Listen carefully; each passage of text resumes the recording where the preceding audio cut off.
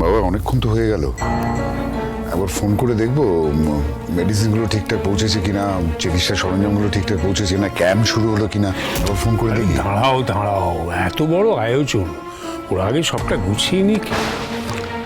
মিহির, তুমি কি স্টোরে ফোন করে জেনেছো ওষুধের ব্যাপারে? হ্যাঁ বাবা। কি চিন্তাটাই না এখন যাচ্ছে বলো তো সবার, কিন্তু এই চিন্তার মধ্যে বেলপানাই শরীর ঠান্ডা রাখতে সাহায্য করবে। কত মশাই চলে এলাম। এসো এসো সদানন্দ, এসো বসো।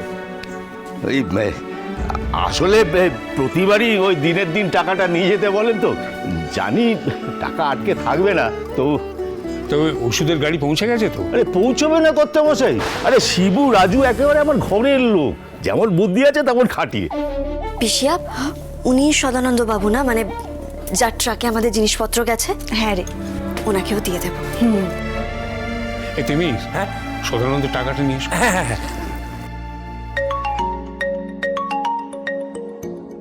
এখন আবার কি? হ্যালো, শশীভূষণ বাবু, আমি ডক্টর সরকার বলছি, ডক্টর অমর্ত্য সাহার ক্যাম্প থেকে। ও হ্যাঁ বলুন ডাক্তারবাবু, বলছি আপনাদের ওষুধপত্র সব পেয়ে গেছেন তো, মানে যা যা বলেছিলেন আর কি? কি বলছেন? হ্যাঁ, অনেকক্ষণ আগেই ওষুধ এসে পৌঁছানোর কথা ছিল, কিন্তু আমাদের এখানে তো কোনো ট্রাক এসে পৌঁছয়নি এখনো। ওষুধের গাড়ি এখনো পৌঁছয়নি? কিন্তু সে তো কোন ভোরবেলা রওনা দিয়েছে, এতক্ষণ তো পৌঁছে যাওয়া উচিত। দাঁড়ান দাঁড়ান ডাক্তারবাবু, আমি দেখছি। দেখুন, আমরা এত বছর ক্যাম্প করছি, কোনোবার আপনার এরকম প্রবলেম হয়নি, আপনার ট্রাক ঠিক সময় এসে পৌঁছয়। এবছর কি হলো বলুন তো? হ্যাঁ, শুনেছিলাম কিছুদিন আগে আপনাদের ফ্যাক্টরিতে একটা গন্ডগোল হয়েছিল, কি নিয়ে? না না না, সেসবের সঙ্গে এর কোনো যোগ নেই। দেখুন, আপনার উপর আমাদের পুরো ভরসা আছে, তাও বলছি, এত লোক বহু দূর দূর থেকে আসবে, মুখ না ডোবে, আপনার উপর ভরসা করি আর একবার জানিয়ে রাখলাম।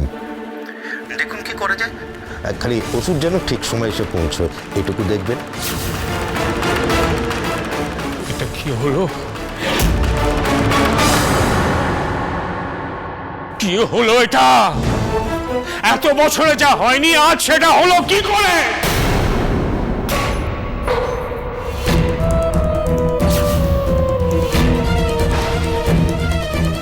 কি করছো কি কথা?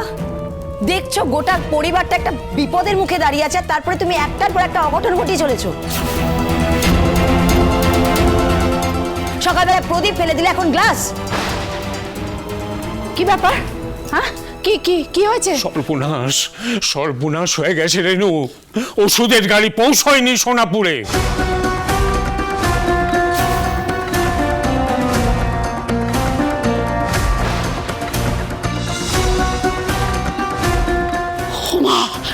সে কি কাণ্ড গো!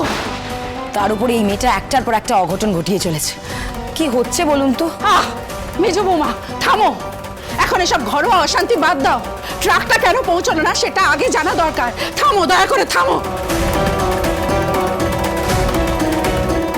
সকালে ঠাকুর ঘরে প্রদীপ পড়ে যাওয়ার ইঙ্গিত কি তাহলে এটারই ছিল? বড় খোকা, হ্যাঁ মা। ফোন করো, একটা খবর নাও। হ্যাঁ, কি হলো খবর নাও।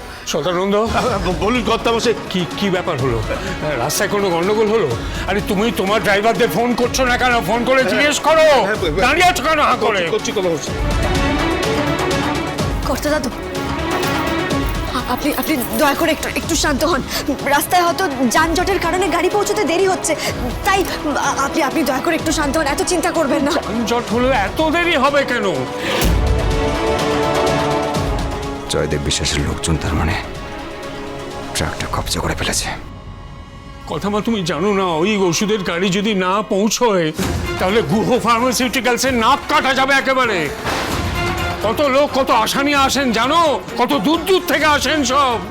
কর্তামশাই, আপনি বিশ্বাস করুন, শিবু আর রাজু ঠিক সময় মতো ট্রাক ঠিক বেরিয়েছিল গাড়ি নিয়ে, এতক্ষণে হয়তো পৌঁছেও গেছে। আরে পৌঁছয় তো নি। আপনি try দেখো, করুন, আমি আপনি একটা try কিছু করুন কারণ তাড়াতাড়ি। ছেড়ে নিশ্চিন্ত হতে পারবো না।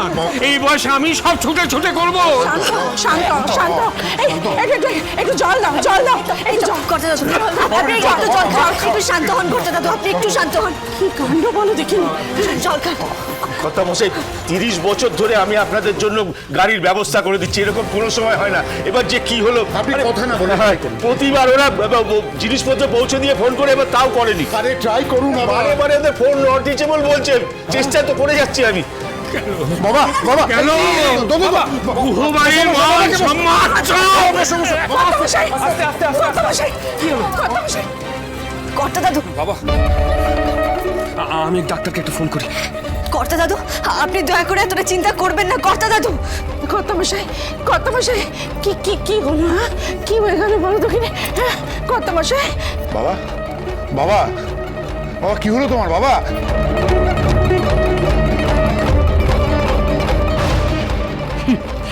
এবারে গুহ ফার্মাসিউটিক্যালসের পতন শুরু। কর্তা দাদুর কিচ্ছু হবে না। হে মা আনন্দী, কর্তা দাদুর কিচ্ছু হতে পারে না। বাড়িতে তো পাচক মশাইও নেই, আমি একা এখন কি করব? কর্তা দাদু বাবা, উনি তো আরো অসুস্থ হয়ে পড়লেন। ও বাবা জল একটু জল নিয়ে এসো না। আমি আনছি, জল জল জল কর্তামশাই কর্তামশাই মা আনন্দে হে কি করলে মা গো, কি করলে মা? মানুষটা যে অসুস্থ হয়ে পড়লো, কি হবে এখন হ্যাঁ কি হবে? আসলে এটা হবারই ছিল। এক কথার মানুষ তো, জীবনে তো কোনোদিন ওনার কোনো কথা নড়চড় হয়নি। আজকে এসব কি করে উনি মেনে নেবে? কি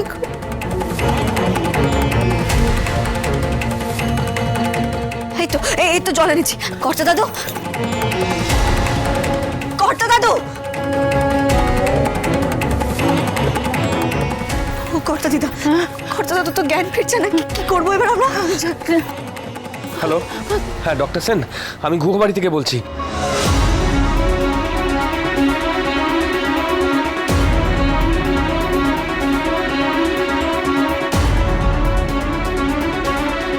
বাবা, মেজকা ছোটকা একটু কর্তা দাদুকে ঘরের ভেতর নিয়ে যাওয়ার ব্যবস্থা করো না তোমরা। আরে তুমি রাখ বাবা আস্তে আস্তে আস্তে আস্তে আস্তে আস্তে আস্তে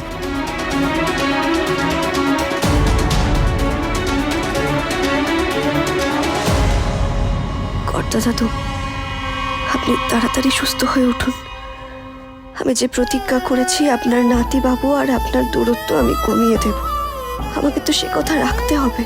পাচক মশাই, আপনি নিশ্চয়ই এখন অনেক আলো, অনেক শুভেচ্ছায় ভেসে যাচ্ছেন, কিন্তু বাড়ির যে কি অবস্থা হচ্ছে সে তো আপনি কিছুই জানেন না।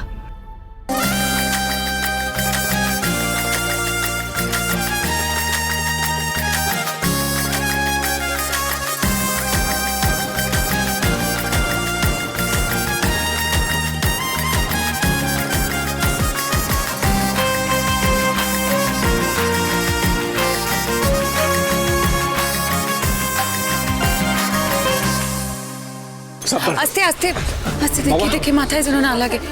বাবা বাবা কিচ্ছু হয়নি। হ্যাঁ গো, তুমি তো ডাক্তারকে ফোন করলে, উনি কতক্ষণে আসছেন গো? বলেছো? হ্যাঁ খুব শিগগিরই চলে আসবে। মিস্টার বিশ্বাস ট্রাকটা কবজা করে ফেলেছেন। এখন এই অর্ডারটা বেহাত হওয়ার দোহাই দিয়ে বাবাকে আমাদের ফ্যাক্টরিটা বিক্রি করার কথা বলতে হবে। কিন্তু বাবা যে অসুস্থ হয়ে পড়ল, বলবো কি করে?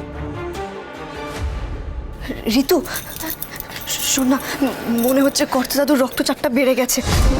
টমেটোর রস খাওয়াতে হবে, তাহলে কিছুটা অন্তত কমবে। তারপর ডাক্তারবাবু এসে যা করার করবেন, কিন্তু প্রাথমিকভাবে তো আমরা সামনে নিই বিষয়টা। আমার সাথে একটু রান্নাঘরে চলতো। হ্যাঁ শিগগির আয়।